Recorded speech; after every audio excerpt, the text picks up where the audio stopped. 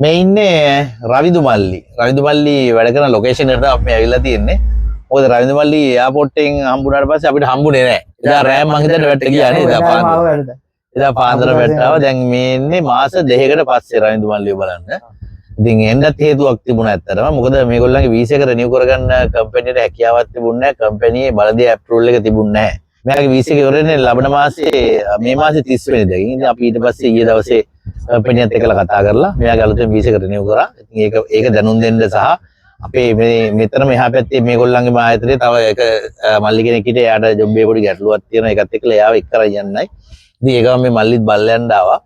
ඉතින් විශේෂත්වය තියෙන්නේ මෙයාට වීසා එක රිනිව් කරගන්න බැරි වුණා. ඔයාම කියන්න විශ්සරේ මොකද උනේ කියලා? ඔව් වීසා එක රිනිව් කරගන්න බැරි වුණා. ඉතින් තිල්නය සම්බන්ධ වෙලා අපේ බොස්ට කියලා හදලා දුන්න වීසා එක රිනිව් කළා. දවසින් වැඩේ කරලා දුන්නා. ඉතින් මෙයාගේ ඇත්තටම කිව්වොත් මෙයාට මේ වීසා එකට දැන් මුදලක් යනවා. දිරාම් 1250ක් 1280ක් ඒවයි ගාණක් යනවා. ඉතින් අන්තිමට මේක මේගොල්ලන්ට අපි දරා ගන්න දුන්නේ නැහැ.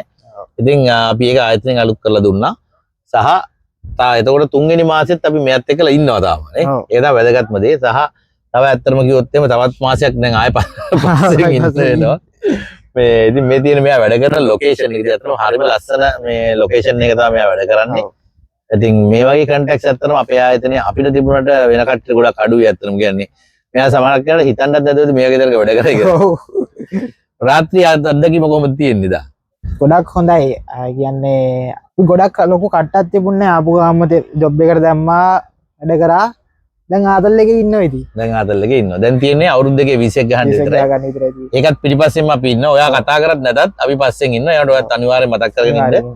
මාසෙකට 20ක තියෙනවා. මේ මාසෙත් අපි කම්පැනිත් එක්ක කතා කරලා මේක තමයි ඇත්තටම ඩුබායි වල තියෙන ජොබ් වල තියෙන ගැටලුව තියෙන ගොඩක් වෙලාවට අපි විසිට් වීසා වලින් ළමයෙක් දුන්නාම ඒගොල්ලෝ අර පිටිපස්සෙන් ඇවිල්ලා බැලුවේ නැත්තම් ළමයාත් අසරණ වෙනවා කතා කරන්න කෙනෙකුත් නැහැ. ඒකත් එක්කලා මේ අපිට වගකීමක් තියෙන අපි වීසා ගන්න අපේ පෝර්ටල් වලින් අපි ඒවට ගැරන්ටි දීලා තියෙනවා. ඒ ගැරන්ටිස් එක්කලා ගන්න අපිටත් ගැටලුවක් කරන ළමයෙක්ගේ වීසා එකක් චේන්ජ් වුනේ නැත්තම් ඒ වගේම ළමයාට ඊට වඩා ගැටලුවක් කරනවා. ඉතින් අපි ඒක අනිවාර්යයෙන්ම මේ ඉන්නේ කල්බවල අපි ඉන්නේ. කල්බවල ඉන්නේ. ඉතින් අද දවසේ ගත්තේ මේගොල්ලන්ගේ වැඩ කටයුතු ටික කරගෙන යන තමයි. ඉතින් ඒ වැඩ ටික ඔක්කොම ලෑස්ති කරලා දීලා යන ගමන් පොඩක් මල්ලිවත් හම්බෙලා යන්න ආවා. ඉතින් ගොඩක් සතුටුයි ආවේකට. ඒ සුබෝදනා මල්ලිවත් වැඩ ටිකට මොන හරි ගැටලුවක් නැත්නම් ඕන වෙලාවක කතා කරන්න. අපි ලබන මාසෙත් ඉවරනකන් ඉන්නවා. එහෙනම් ජය වේවා.